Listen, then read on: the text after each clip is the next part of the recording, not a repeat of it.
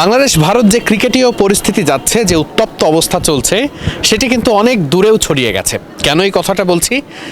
বাংলাদেশ অনূর্ধ্ব-19 দল আর মাত্র কিছুদিন পরেই বিশ্বকাপ মিশন শুরু করবে। ইতিমধ্যেই বাংলাদেশ অনূর্ধ্ব-19 দল পৌঁছে গেছে জিম্বাবুয়েতে, যেখানে বাংলাদেশের প্রথম ম্যাচ, তাও আবার ভারতের বিপক্ষে, আগামী 17 জানুয়ারি। আজকে থেকে ঠিক 9 দিনের একটা গ্যাপ, তারপরেই বাংলাদেশ সেখানে মাঠে নামবে। যদিও বাংলাদেশ মাঠে নামার আগেই একটা ম্যাচ খেলে ফেলবে ভারত, কিন্তু বাংলাদেশের প্রথম ম্যাচ ভারতের সঙ্গে, এবং যেই ভেন্যুতে খেলা হবে বুলাওয়ে, সেই ভেন্যুতে বাংলাদেশি সমর্থক আসলে জিম্বাবুয়েতে খুব বেশি নেই, কিন্তু ভারতীয় অনেক সমর্থন সেখানে আছে। শিয়া বাটার ও ভিটামিন ই সমৃদ্ধ লিলি বিউটি সোপ, তারুণ্যময় উজ্জ্বল ত্বকের জন্য।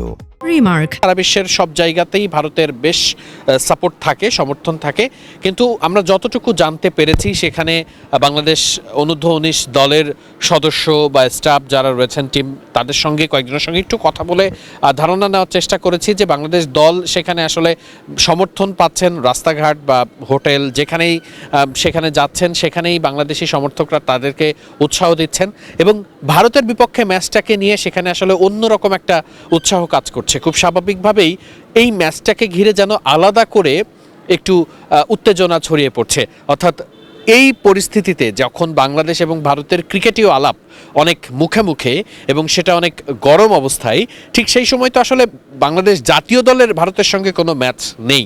বাংলাদেশের কোনো ম্যাচ খেলতে হলে বাংলাদেশকে দ্বিতীয় রাউন্ডে যেতে হবে। যদি বাংলাদেশ বিশ্বকাপে খেলে, সেক্ষেত্রে বাংলাদেশকে দ্বিতীয় রাউন্ডে যেতে হবে, তারপরে ভারতের সঙ্গে একটা ম্যাচ হতে পারে। কিন্তু তার অনেক আগেই, অর্থাৎ আজ থেকে ঠিক মাত্র 8 দিন গ্যাপেই কিন্তু বাংলাদেশ 8 থেকে 9 দিন পরেই, অর্থাৎ 17 জানুয়ারিতে বাংলাদেশের কিন্তু ভারতের বিপক্ষে ম্যাচ রয়েছে অনূর্ধ্ব-19 দলের, এবং সেটাও কিন্তু বিশ্বকাপের মতো জায়গায়।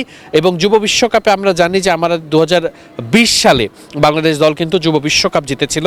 তারপর থেকে কিন্তু যুব বিশ্বকাপ জয়ী হওয়ার পর থেকেই এই দলটার প্রতি মানুষের এক্সপেকটেশন অনেক বেশি। আমরা জানি যে টানা 2 বার এশিয়া কাপও জিতেছে যে দলটা আসলে গিয়েছে সেখানে। আজিজুল হাকিম, তামিম, জাওয়াদ আবরাররা ইতিমধ্যেই বাংলাদেশে সবার কাছে খুবই জনপ্রিয়। তারা কত বড় ক্রিকেটার হওয়ার সামর্থ্য রাখেন, এটা নিয়েও অনেক আলোচনা হয়। এই দলে প্রতিভার অভাব নেই, তাই খুব স্বাভাবিকভাবেই ভারতের বিপক্ষে ম্যাচে নামতে গেলে অবশ্যই সবার চোখ থাকবে সেখানে। এবং যেহেতু এখন বাংলাদেশ ভারত ম্যাচ মানেই যেন বাড়তি আলোচনা, বাড়তি উত্তাপ, সেটি যেন সেই ম্যাচেও অনেকটা ছড়িয়ে পড়ছে। খুব স্বাভাবিকভাবেই টিমের, যেটি বলেছি যে টিমের কয়েকজনের সঙ্গে কথা বলে আসলে ওই ভাইবটাও আমি পেয়েছি যে তাদের মধ্যেও আসলে ওই ম্যাচটাকে নিয়ে বেশ তারা, যদিও তারা শান্ত আছে, তারা নিজেদের কাজটা করছে, অনুশীলনে ঠিক কি করণীয় সেটি তারা করছে।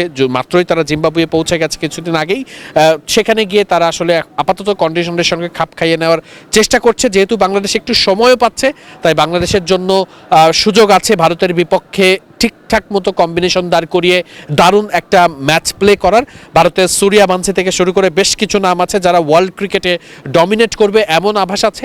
আন্ডার-19 মানেই ব্যাপারটা এমন, যেখানে আসলে আপনার বড় বড় প্রতিভার খোঁজ বা বড় বড় প্রতিভার দিকেই আসলে সবার চোখ থাকে, কিন্তু প্রেক্ষাপট যখন বাংলাদেশ ভারত, তখন কিন্তু সেটির উত্তাপ অনেকটা ছড়িয়ে পড়ছে। এবং নিশ্চিত করে আপনারাও সবাই প্রস্তুত আছেন বাংলাদেশ ভারতের সেই বুলাওয়ের ম্যাচের জন্য জিম্বাবুয়েতে। বাংলাদেশ নিশ্চিত করেই ভারতের বিপক্ষে সেই ম্যাচে যখন মাঠে নামবে, লড়াইটা শুধু মাঠেই হবে না, বরং গ্যালারিতে ভারতীয় সমর্থকদের পাশাপাশি বাংলাদেশি যেইটুকুই সমর্থক থাকুক না কেন, তাদেরও কিন্তু একটা লড়াই থাকবে, সমর্থন দেওয়ার লড়াই। কে কতটা সমর্থন দিতে পারেন, কে কতটা প্রতিপক্ষকে স্লেজিং করতে পারেন, দারুণ একটা চাপেরও ম্যাচ হবে। এবং সেই চাপ জয় করে আজিজুল হাকিম, তামিম, জাওয়াদ আবরাররা নিশ্চিত করেই ভালো সাফল্য আনবেন, সেটাই সকলের প্রত্যাশা। সিলেট থেকে এতটুকুই আপডেট দেওয়ার ছিল। আমরা পরবর্তীতে আন্ডার-19 দলের যতটুকু আপডেট আমরা সেখান থেকে খোঁজ নিয়ে দেওয়ার চেষ্টা করব। অবশ্যই সেটার জন্য মিডফিল্ডের পর্দায় চোখ রাখুন। সিলেট আন্তর্জাতিক ক্রিকেট স্টেডিয়াম থেকে ওয়াহিদ মুরাদ, মিডফিল্ড।